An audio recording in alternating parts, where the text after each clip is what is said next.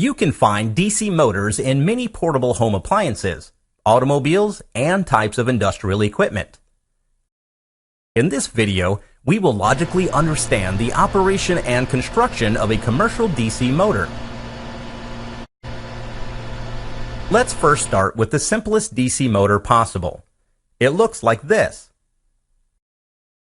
The stator provides a constant magnetic field, and the armature, which is the rotating part, is a simple coil. The armature is connected to a DC power source through a pair of commutator rings.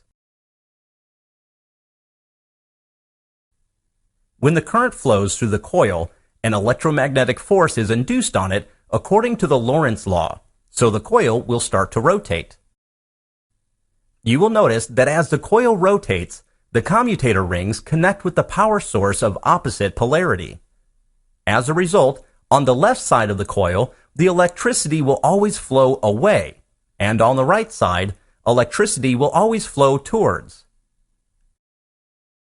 This ensures that the torque action is also in the same direction throughout the motion, so the coil will continue rotating. But if you observe the torque action on the coil closely, you will notice that when the coil is nearly perpendicular to the magnetic flux, the torque action nears zero. As a result, there will be irregular motion of the rotor if you run such a DC motor.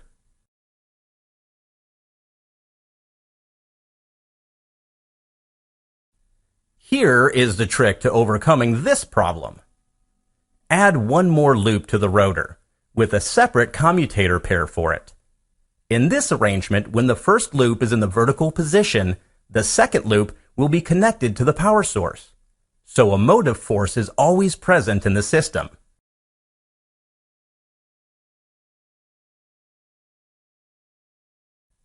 Moreover, the more such loops, the smoother will be the motor rotation. In a practical motor, the armature loops are fitted inside slots of highly permeable steel layers. This will enhance magnetic flux interaction. Spring-loaded commutator brushes help to maintain contact with the power source.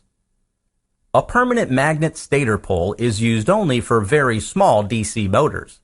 Most often, an electromagnet is used. The field coil of the electromagnet is powered from the same DC source. The field coils can be connected to the rotor windings in two different ways: parallel or series. The result is two different kinds of DC motor constructions: a shunt and a series motor. The series wound motor has good starting torque, but its speed drops drastically with the load. The shunt motor has a low starting torque, but it is able to run almost at a constant speed, irrespective of the load acting on the motor. Unlike the other electrical machines, DC motors exhibit a unique characteristic: the production of back EMF. A rotating loop in magnetic field will produce an EMF according to the principle of electromagnetic induction. The case of rotating armature loops is also the same. An internal EMF will be induced that opposes the applied input voltage. The back EMF reduces armature current by a large amount. Back EMF is proportional to the speed of the rotor.